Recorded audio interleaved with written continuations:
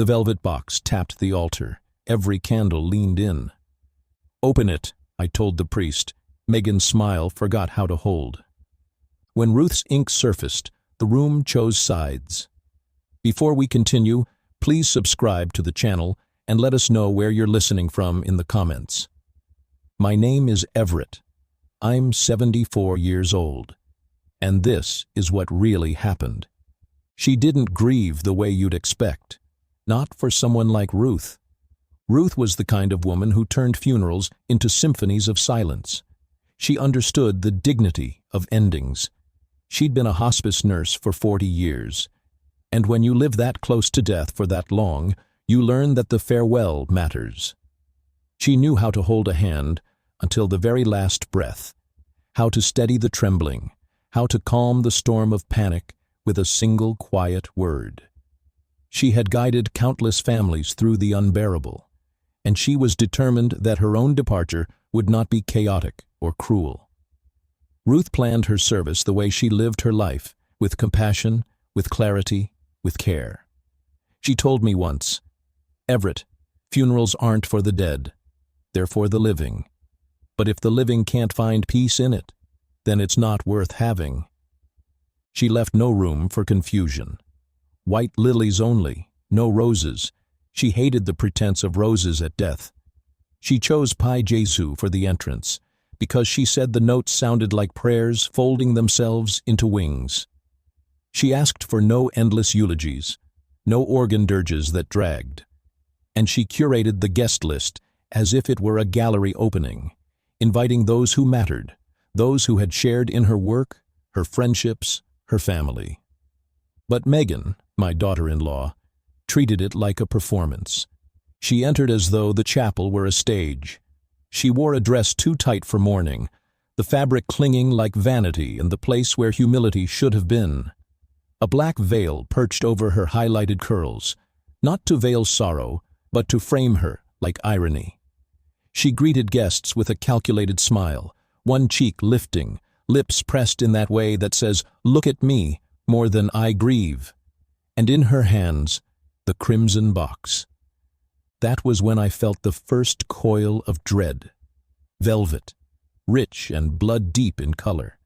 Square enough to be a jewelry case, yet the way she held it, both palms beneath it, as though it carried weight more than mere gold or trinkets, told me it was something else, something heavier. She hadn't said what it was for, only that she had something meaningful to place at the altar on Ruth's behalf.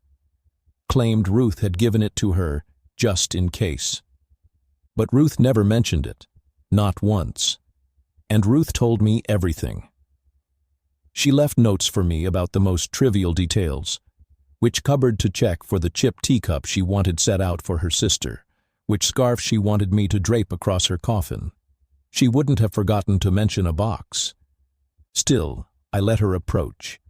The chapel was sealed now, the last guests slipping in, the doors groaning shut with a final thud. The wax on the altar candles wavered, trembling shadows across stone walls. The air grew thick, the scent of lilies overpowering, mixing with the faint musk of polished pew wood and the damp chill that always lingered in old chapels. Father Connolly stood steady near the altar, his kind eyes clouded with the weight of ritual. He had spent hours with Ruth in her last days, praying with her, listening as she dictated the rhythm of her own farewell. He knew every step of this service, and I could see in the slight crease of his brow that Megan's little insertion unsettled him already. And then, sound. It cut sharper than any organ chord. A cough from the third pew, dry and nervous, and then the hollow tap, her box touching wood. Not loud, but enough. The kind of sound that makes the air lean toward it. The priest's gaze flicked to me, questioning, and I nodded. Let her present it. Let them all see. My grandson Jeremy sat beside her, shoulders squared, but his eyes fixed on the box with something close to alarm. His fingers tapped restlessly on his pant leg, an old childhood tell. He used to drum like that when he was hiding bad grades from me, when he lied about breaking the neighbor's window. His nerves always betrayed him. Megan, though, had nerves of steel. She placed the box beside the incense bowl, her hands releasing it with reverence. The ribbon around it, black satin tied in a bow, loosened slightly, a loop slipping free, like the box itself couldn't keep its secret bound. And then, in perfect control, she walked back to her seat. No words, no explanation, only the echo of her heels fading across marble. That silence broke the room. Whispers rippled like paper tearing. She didn't say anything. What's in the box? Did Ruth plan this? Even Father Connolly froze, his fingers hovering above it, hesitation in every joint.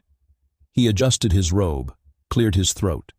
His hand wavered like a man about to touch fire, unsure if it would scorch or sanctify.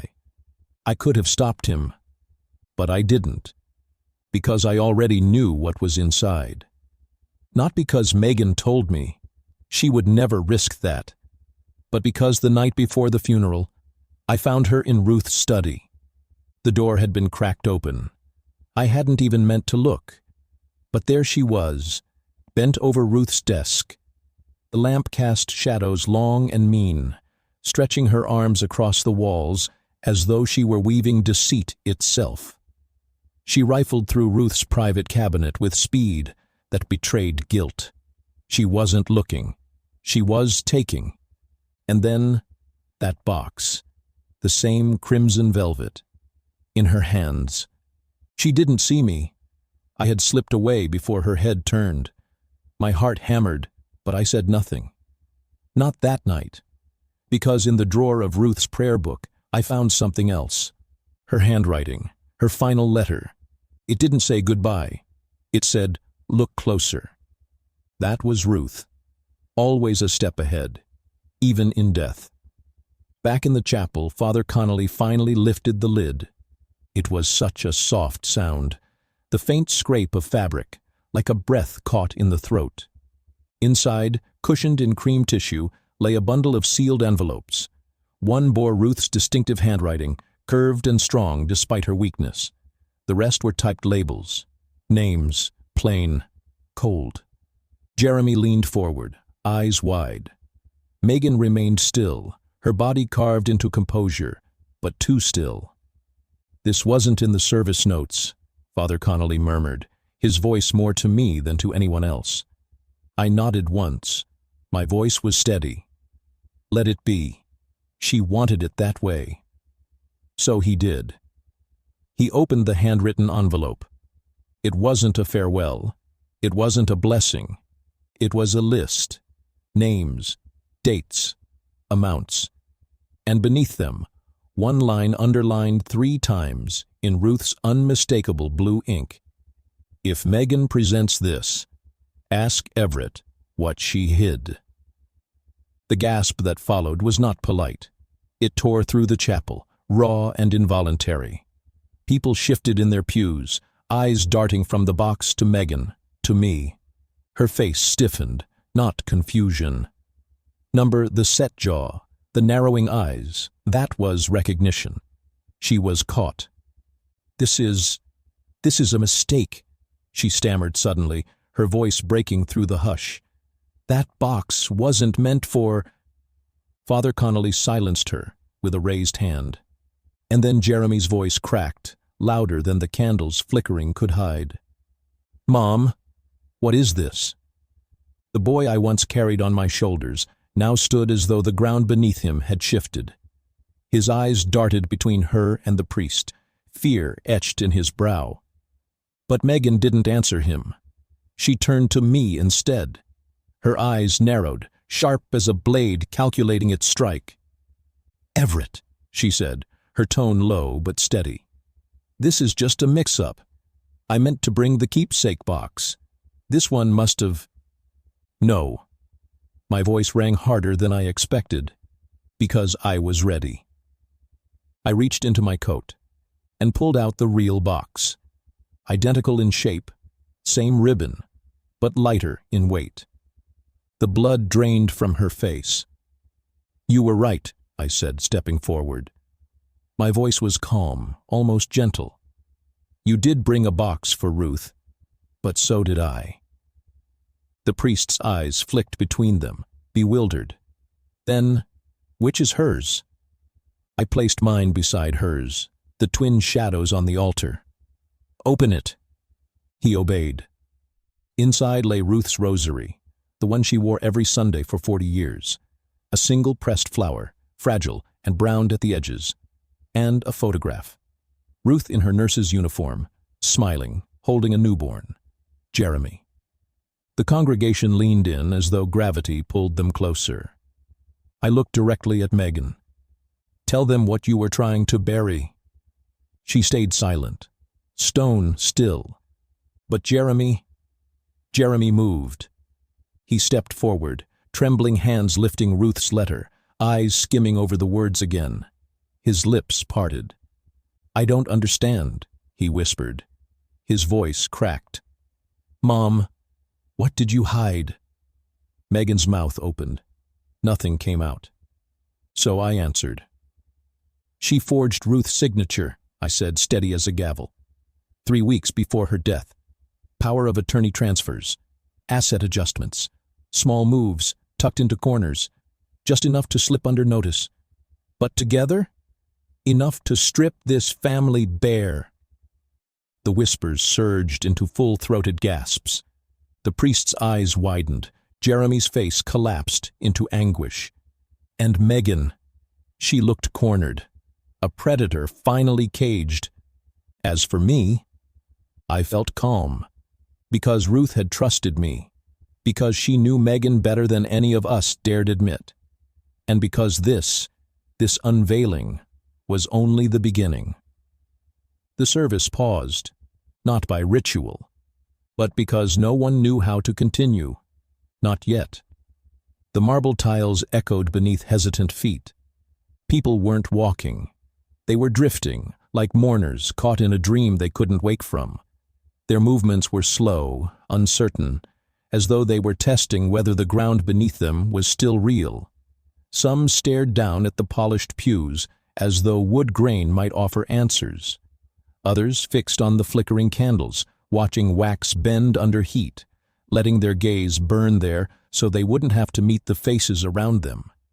Most avoided my eyes altogether. And Megan?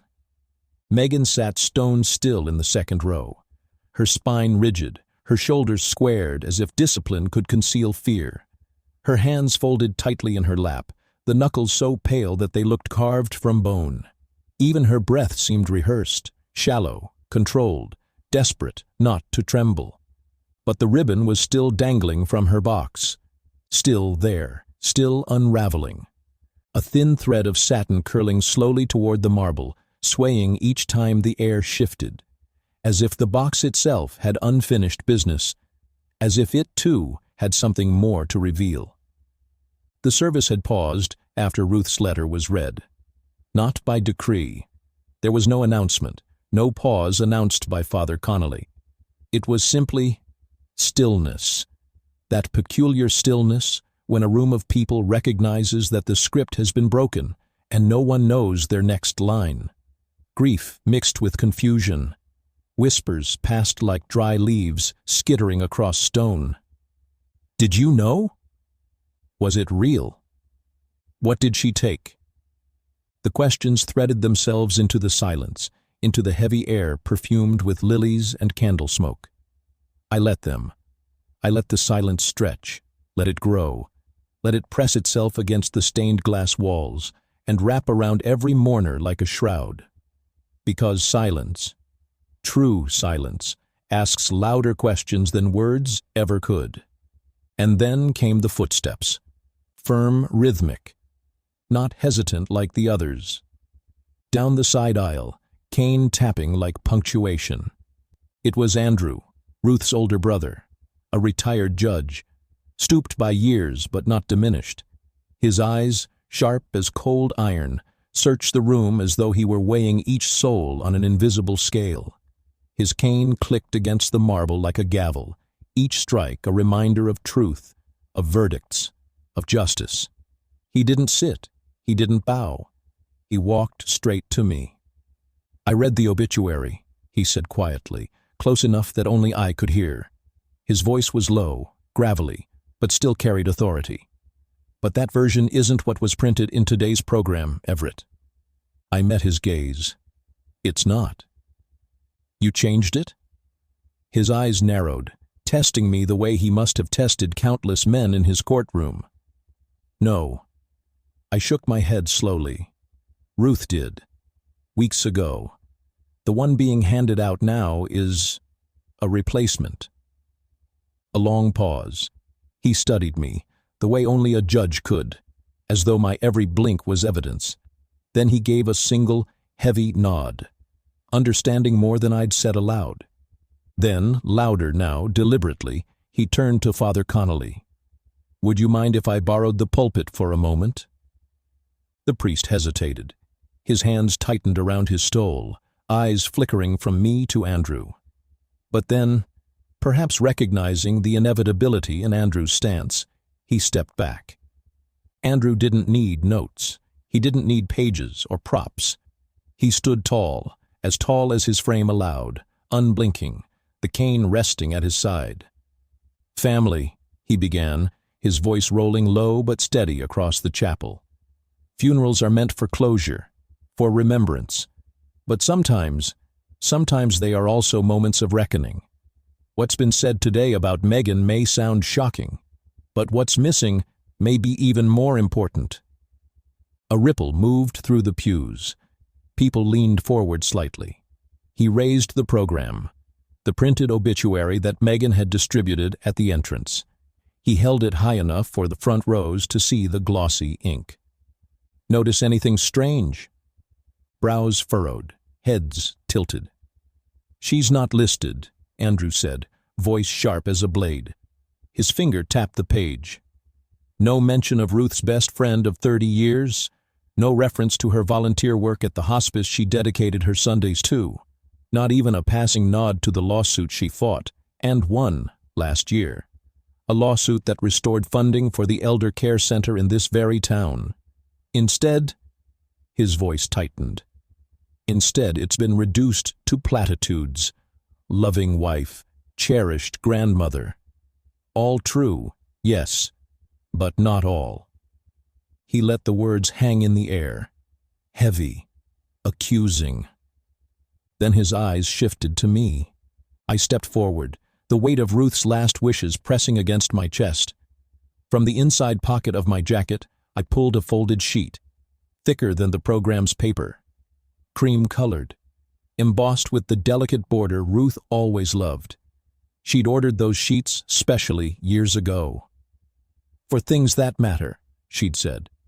"This," I said, my voice cutting the quiet, "is the obituary Ruth wrote herself, the one she approved, the one she signed."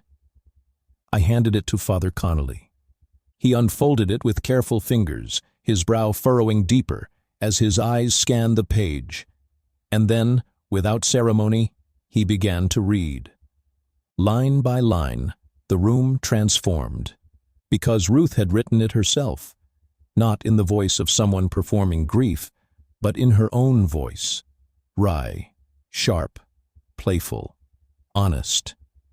She spoke of her first job at the soda fountain, where she spilled more malts than she sold. She mentioned her ill-fated flamenco lessons at 42, how her skirts caught fire on a restaurant candle, and she refused to ever dance again. She told of the senior cruise where she got so lost, she accidentally led a conga line of strangers back to port.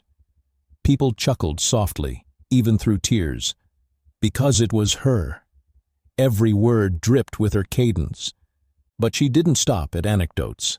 She listed names, the neighbors who brought soup, the hospice nurses who sat with her in her pain, the staff who held her steady when her legs no longer would, even the mailman, the one who remembers to tuck my letters upside down so the ink won't run in the rain. And then, the final paragraph, the one that carved the room open.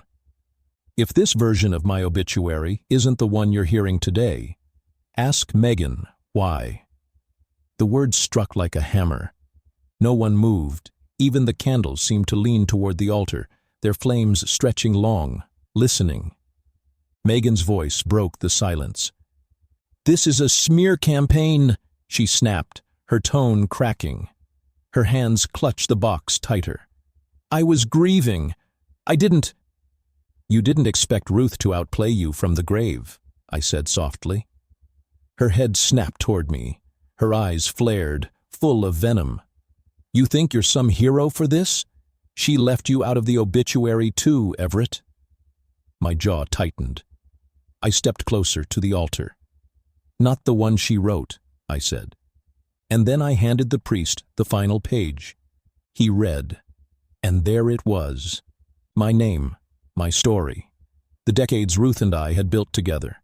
The laughter, the struggles, the quiet Sunday mornings she treasured most. In her words, not Megan's edits, not Megan's omissions. Megan's face went rigid, as though she'd been struck. But it wasn't the words that undid her. It was the sound of the room shifting. The murmurs, this time not whispers, not private exchanges, full voices. I thought she said Ruth didn't want a reading. She told me the obituary had been finalized weeks ago. She handed me the wrong version?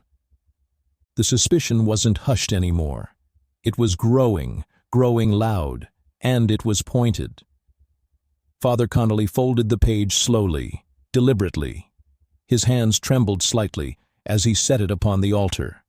Then he turned, his eyes locked on Megan. "Do you wish to speak?" he asked. Her lips parted, a sharp inhale, but nothing emerged, because another sound filled the air. Click. Not from him, not from the pews, from the chapel's speaker system. A crackle of static, a breath of silence. Then a soft inhale, and then Ruth's voice. Not booming, not theatrical, but clear, steady, recorded weeks before her death. I remembered the moment she recorded it.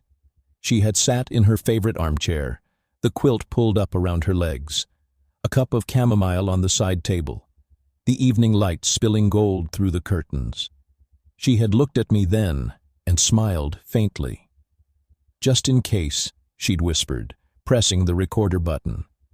And now her voice spilled across the chapel. "Hello," Ruth said.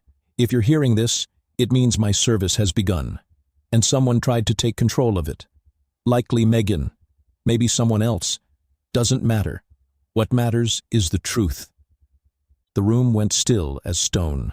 Megan lurched forward, her voice high, brittle. "Turn that off. Turn it off right now." But at the back, the sound technician, a young woman from Ruth's hospice, shook her head. Her voice carried clear. "Ruth gave me full instructions. This plays through." All eyes swung to Megan, pinned her there. Ruth's voice continued. "I was never angry with Megan," she said. "I was disappointed, and there's a difference. Anger is loud. Disappointment is quieter, heavier. I trusted her with my words, with my final plans, and yes, with my finances." Jeremy stood again, slowly. His hands curled into fists. His jaw quivered. "But she changed things," Ruth's voice pressed on. "Behind closed doors, with forged signatures and teary performances. If you're confused now, you won't be for long. I've left the documents with Everett, and I know he'll do what's right." The speaker clicked. Silence. And then breath.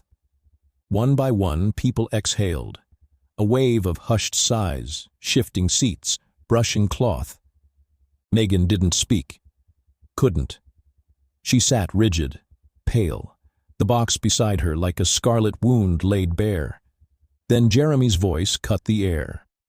"I need to see the papers," he said to me. His voice trembled, but it carried weight.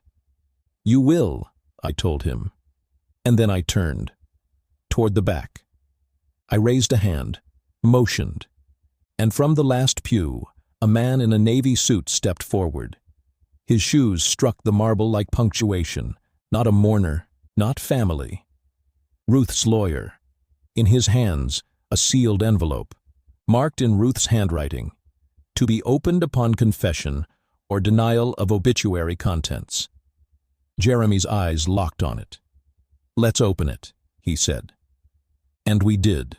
The seal cracked like dry bark under pressure. It wasn't loud, but in that chapel, even the smallest sound carried weight. Every ear tilted toward it. Every heart paused for it. The sound was final, the kind that announces something hidden is about to step into light. The lawyer didn't flinch. Of course he didn't. His name was Mr. Alden, a man whose very posture seemed sharpened by decades in courtrooms. His suit was pressed so cleanly, the fabric almost gleamed under the soft glow of the candles. His tie knot perfect. His cufflinks glimmered when they caught the flame, thin silver blades slicing through the tension. He held the opened envelope between gloved fingers, unfolding the document with the deliberate pace of a priest reading scripture. His stillness demanded silence. The room obeyed, frozen, still laced with the ghost of Ruth's recorded voice. That voice lingered like incense, haunting the corners of every ear. Jeremy had drifted closer to me, almost without realizing. His shoulder brushed mine, tense, rigid. His jaw twitched each time the paper rustled. His eyes, red and strained, kept darting, to the lawyer's hands, to his mother's face, back again. He wanted answers. He feared them. Megan didn't move, but I watched her fingers, the way they twitched once, twice, then curled inward again, tighter than before, knuckles pale, tendons straining, like a rope fraying, unraveling against its own pull. Mr. Alden cleared his throat, the sound crisp and decisive. "This," he said, holding the paper slightly higher, "is a notarized addendum to Ruth Ellery's will, executed 2 weeks before her passing." The air thickened. He let the weight settle before continuing. "It contains 3 key elements: clarification of funeral wishes, revision of personal acknowledgments, and a supplementary inheritance clause." A low murmur swept, then stilled itself. The chapel had turned into a courtroom. Mr. Alden's eyes skimmed the page, then he spoke with unflinching clarity. Clause 1. The funeral is to be conducted in accordance with Ruth Ellery's written plan, as submitted to Father Connolly and housed at St. Miriam's Parish Records under entry number 2067B. Any deviation, will result in immediate probate challenge. 100 eyes turned to the priest. Father Connolly's lips pressed thin, his shoulders solemn. He gave one nod. "That document exists," he confirmed. "I filed it myself." The room exhaled in scattered gasps. Clause 1. Checkmate. Mr. Alden's voice carried on. Clause 2. In the event that her printed obituary does not match the signed version attached to this letter, the false document is to be publicly declared null, and its distributor considered in breach of moral execution. The air shifted, not loud, but sharp. A few audible gasps cracked across the pews. A hand fluttered to a chest in the back row. A whisper hissed from somewhere in the second pew. She handed them out herself. Megan finally moved. A shift, a crossing of her legs. Her chin tilted, posture arranged again like armor, pretending poise. But her son's voice slid through the crack in her shield. "You printed it, didn't you?" Jeremy whispered. Her eyes flicked toward him. But her mouth? Silent. And then, Clause 3. Ruth Ellery hereby designates the redistribution of her residual estate based on integrity of funeral execution and fulfillment of final wishes. Mr. Alden's tone deepened, each word landing like a gavel.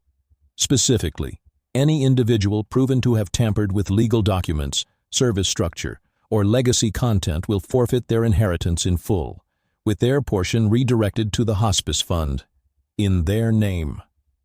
Boom! The sound wasn't literal, but the impact was. The crowd vibrated, Murmurs swelled like low thunder rolling under stained glass. Fans snapped open. A few older women in the third pew waved their programs desperately, air rushing like wings of trapped butterflies. Megan's legs uncrossed. "You're making a circus of this," she hissed under her breath, voice sharp enough only for me to hear. "No," I answered, calm, steady, my words slow.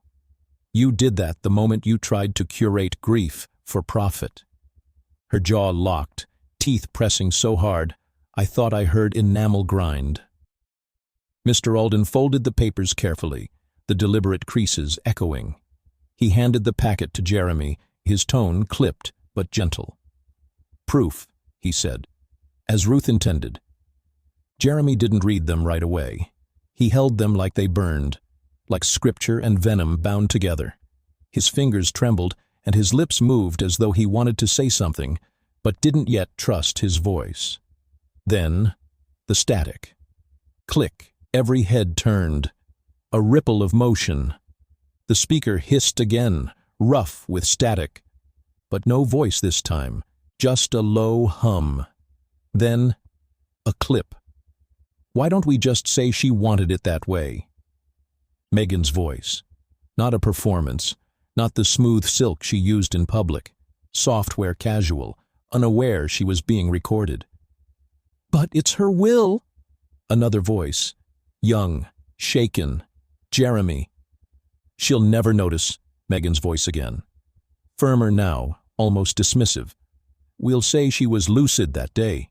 Everett won't know the difference. Just keep your mouth shut and smile." The air fell out of Jeremy's chest. His face drained, lips parting. His shoulders slumped with the memory crashing into the present. "That's not—" Megan started, her voice frantic now, desperate. But Jeremy raised a hand. "No." His voice cracked, but held. "You said it." Silence. Then he whispered, "I recorded it. By accident. I was playing with the speaker remote when you were talking in the living room. It saved the file." Her eyes widened. Shock. Calculation. "You didn't delete it." He shook his head, a shadow of shame across his face. "I forgot." She blinked, stunned. And then Jeremy turned, not to her, but to the crowd. His voice stronger, louder now. "She told me she was making adjustments because Grandma wanted to simplify the estate. I didn't question it. I trusted her." He looked at me then, eyes glassy, broken. "I'm sorry." I steadied him with my hand on his shoulder. "You're not the one who needs to apologize." All eyes shifted. Megan stood. Every eye followed her rise. The scrape of her heels against the marble floor echoed sharp, cutting through breath. She walked forward, slow but determined, to the altar. The red box was still there, waiting like a wound. Ash from the incense bowl dusted its edges. She lifted it, held it against her chest like a shield. "I brought this because I thought it would impress everyone," she said. Her voice no longer sharp, but unsteady. "Because I thought it would make me look like I belonged, like I mattered." The chapel was silent. Her voice cracked. But it wasn't grief. It was fear. I was afraid Ruth would leave me nothing. Afraid Everett would— Her sentence fractured. She bit the words back. The priest stepped forward, voice gentle. "If there's more to confess—" But she shook her head, eyes wet, voice trembling. "She hated me," she whispered. Louder then. "Always did. She thought I was fake. Ruth never respected me. So yes, I tried to control her story, because she never let me be part of it." The words hung there, bitter. No one spoke, not me, not Jeremy, not a single soul in the pews. Because sometimes silence was the only burial truth deserved. Megan turned, slowly. Her eyes darted to the doors. "Escape." "Let her go," I said softly. But Mr. Alden's voice cut the air again, quiet but commanding. "Actually," he said, "there's one more item." The room froze. From his coat pocket, he withdrew a small USB stick, black. Simple, but heavy with consequence. "Ruth had this delivered to my office 3 days before she passed," he said. His voice held the weight of oath. "She told me, and I quote, 'Play this only if the truth is denied.'" The chapel bristled with sharp inhales. He walked to the sound technician, slid the USB into her laptop. The screen behind the altar flickered alive. A video. Ruth, alive, clear-eyed, wearing her soft blue shawl, the same one she wore last Christmas when she sat by the fire, humming along to carols. Her hands folded gently in her lap, her smile quiet, but edged. "Hello," she said. Her voice filled the chapel, warm and steel all at once. "If you're seeing this, then someone decided they know me better than I know myself." Her lips curved into that knowing half-smile. "Let's test that, shall we? Software dangerous. I left breadcrumbs, I left boxes, I left words. All you had to do was listen." Then she looked straight at the camera, straight at all of us, and said, "Check the back of the program, the real one. There's something Megan hoped no one would see." Gasps erupted. Dozens of mourners flipped their programs over, pages fluttering like startled birds. And there it was, printed faintly, small gray font, barely visible, like a watermark hiding in plain sight. "Forgiveness belongs to the honest. The rest we'll pay in public." The words cut sharper than knives. Megan stopped walking, dead still. Jeremy stared down at his program, lips moving as he read it again. His breath caught. So did mine. Because I knew what came next. Ruth didn't just leave truth. She left fire, and we were only halfway through the burn. The air turned heavier than incense. Not the kind that lingers soft and sweet, but the kind that suffocates. The kind that fills every breath with weight, pressing against ribs until even silence feels sharp. Megan didn't move. Couldn't. The doors were right there, 20 feet away, brass handles gleaming faintly beneath the stained glass glow. She could have stood, walked, and slipped into the outside world where sunlight and air still existed. But Ruth had reached beyond the grave and nailed her to the marble floor like a pinned specimen. And all it had taken was one faint watermark. One line, one final word. Public. Her secrets weren't private anymore. They were alive, exposed, humming in the space between every heartbeat in that chapel. Mr. Alden didn't flinch. He never did. His voice stayed calm, clinical, but his movements were deliberate, the kind of precision that makes people nervous. He stepped forward once more, navy folder in his hand. Until now it had been untouched, resting like a sealed vault. He flipped it open with care, pages crisp against leather. Inside, an envelope sealed with the silver insignia of the county probate court. Below it, another document, thick, tabbed, and formal. The kind that closes mouths. "By Ruth's instruction," he said evenly. "This part comes next." His voice carried, not loud, but heavy. It had the sound of inevitability. Father Connolly glanced at me, his brow furrowed with concern, but his eyes sought permission. I gave him a single nod. Steady.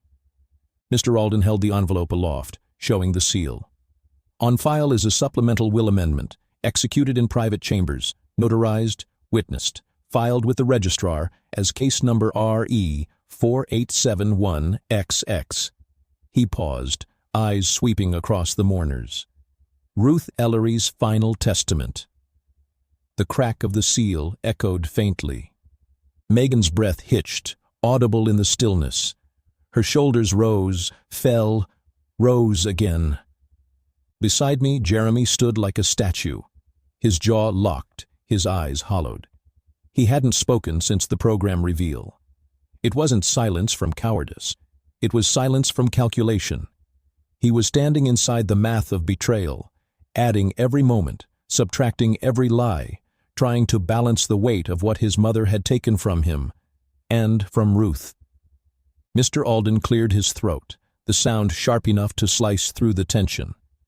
The following parties are designated as primary beneficiaries in accordance with the new directive.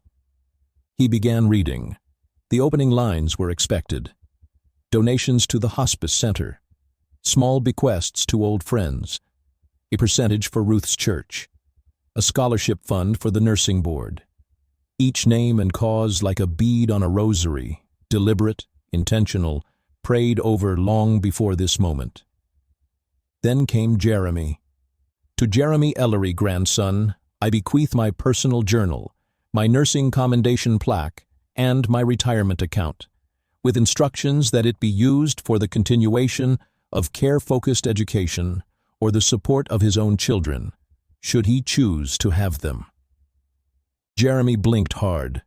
His hand went to his mouth, as if to stop a sound from escaping. His chest rose, fell, held, but he said nothing. His silence was louder than words. Mr. Alden turned the page. The parchment rasped softly. To Everett Ellery, my husband of 46 years, I leave the house, the joint investment accounts, and my trust in his judgment. Everett sees people as they are, even when they hide behind family titles. The words pierced me. My throat tightened, but I held still. I felt Ruth's hand in those lines, her steady voice whispering between syllables. She'd written it not for the crowd, but for me. And then came the final clause. To Megan Clarice Ellery, Mr. Alden read. His eyes flicked up, meeting hers. I leave. This final word. No.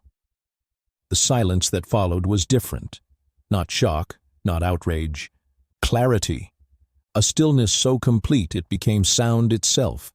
No whispers, no fidgeting. Just the clean, brutal clarity of a word that needed no decoration. Mr. Alden went on, his voice never faltering. Ruth declined to include Megan in the updated inheritance due to what she termed acts of deception, entitlement, and reputation sabotage. This exclusion is final. Any challenge will result in forfeiture of legal standing per clause 12A of the attached codicil. Megan exhaled sharply. The sound was half hiss, half gasp, like air forced through clenched teeth. That's illegal, she whispered, though it was loud enough for everyone to hear. Her voice shook, not from weakness, but from fury. You can't disinherit me. I was family. I turned to her, my words quiet, but unyielding. Number you were married to the idea of family. Ruth was married to the truth. Her head snapped toward me. Her eyes glistened, but not with grief, with rage. Fury pooled behind her lashes, making her pupils sharp. You think you're noble? She spat, voice shaking. Letting her embarrass me? Letting this circus play out? She did this, I said. My tone didn't rise. It didn't need to. You gave her the reason. And then, the chapel doors opened. The creak rolled through the silence, pulling every head toward the back. And in walked someone I hadn't expected to see.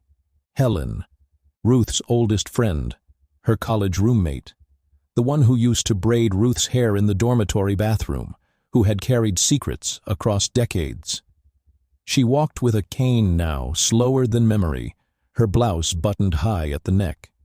But her eyes, they hadn't aged, steel gray, clear, unwavering. The congregation shifted, whispers soft and reverent. Helen hadn't been on the program. Megan hadn't invited her, and now it was clear why. She walked straight to the altar. She didn't look at me, or at Megan, or at the pews buzzing with speculation. She walked with the purpose of someone carrying weight. She reached into her bag and drew out a small envelope, yellowed at the corners, sealed, but creased from travel. Father Connolly stepped back instinctively, giving her space. Helen turned, her voice soft but unwavering. I was asked to hold this, to be opened only if Megan denied the truth. Gasps rippled faintly. Helen broke the seal with shaking hands, unfolded the paper, a printed email. She held it up, then began to read. Do you think Everett's going to figure it out? She's almost gone, and once she is, the rest is ours to shape. I'll send you the revised draft for the obituary once I find it among her things. Keep it quiet, though. Nobody needs to know how the sausage gets made. The words echoed across the chapel, sharp and damning. Gasps cracked through the pews like firecrackers. One woman covered her mouth. Another muttered, Lord have mercy. The air sizzled with disbelief, with vindication. Jeremy turned slowly toward his mother, his face pale, lips tight. He stared at her, hard, and then he turned away. Megan opened her mouth. Her chest rose as though words were coming, but nothing came. For once, no words. Helen lowered the email, folding it carefully. Her voice, trembling but strong, carried forward. Ruth made me promise that if Megan pretended to be clean, we'd show this. Because reputation theft, that's what Ruth called it, isn't just about money. It's about erasing people from their own story. She tucked the paper back into its envelope, walked to the altar, and placed it gently beside Ruth's rosary. No applause, no noise of victory. But something shifted, a murmur, a gravity.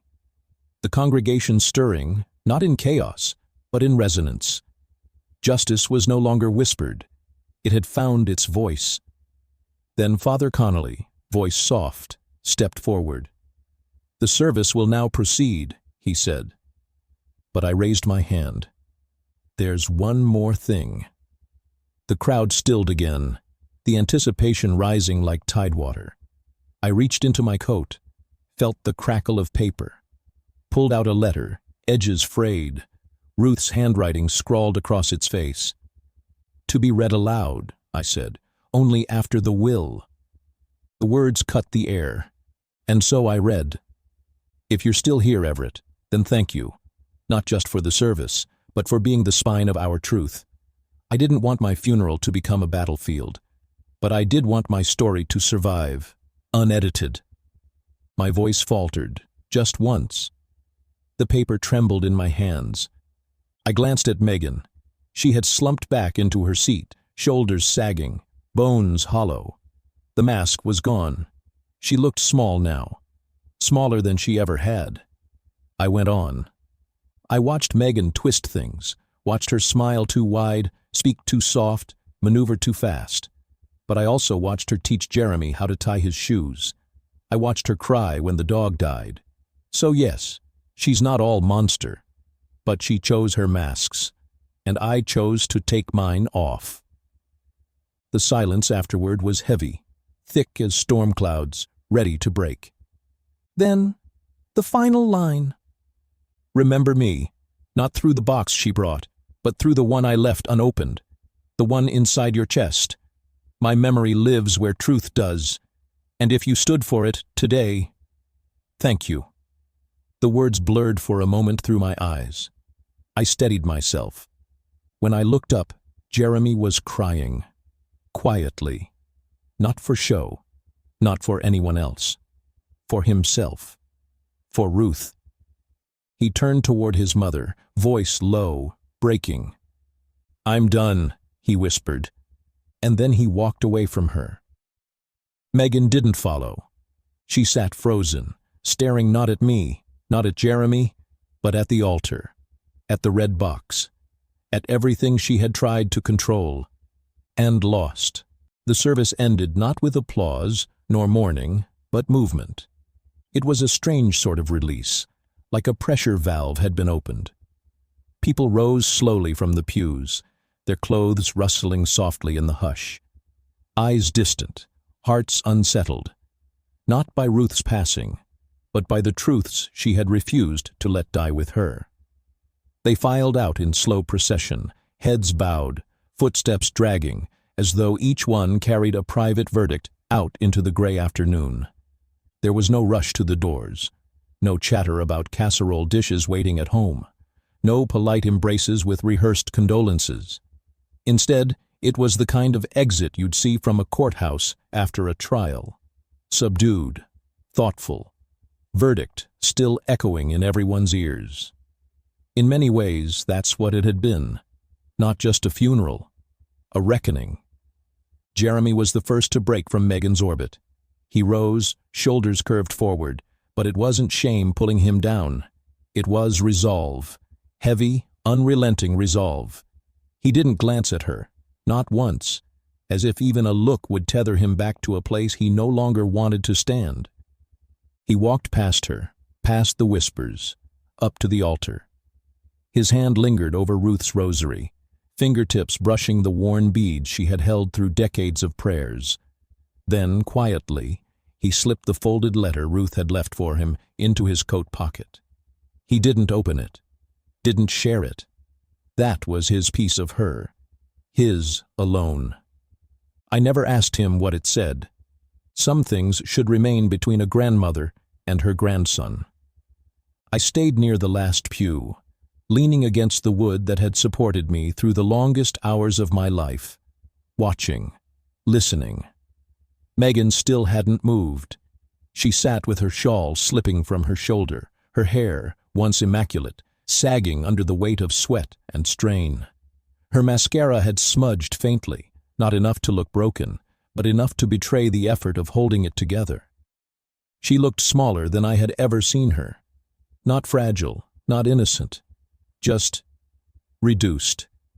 The mask she'd worn for years, the smile, the poise, the pretended grace, had cracked. And what sat underneath wasn't wicked brilliance or cunning malice. It was emptiness, hollow space dressed up as ambition.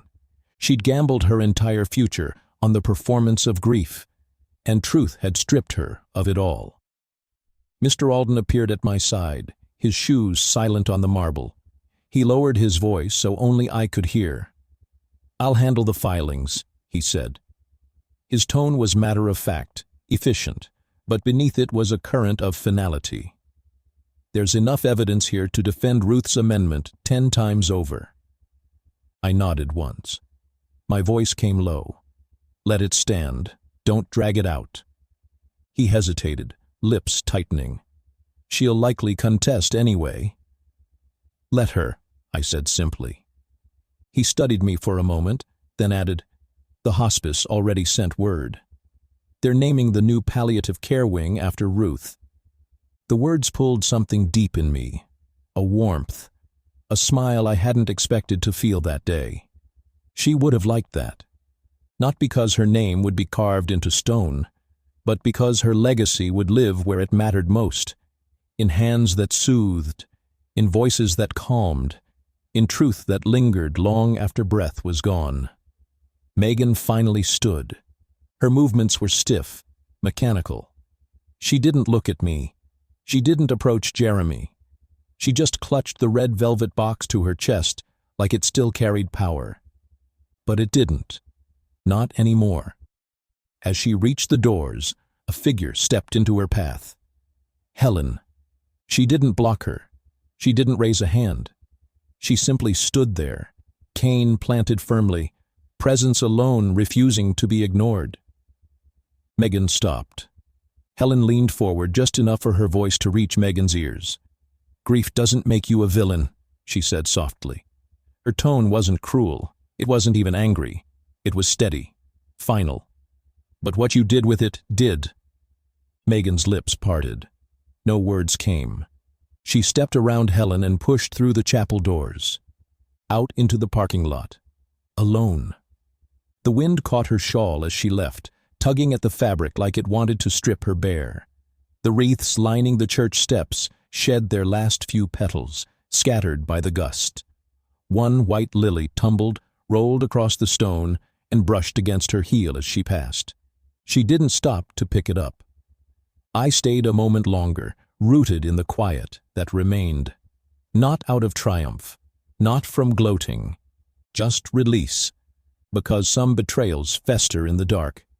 But when pulled into the light, they dry up, shrivel, and in the end, they leave nothing but dust.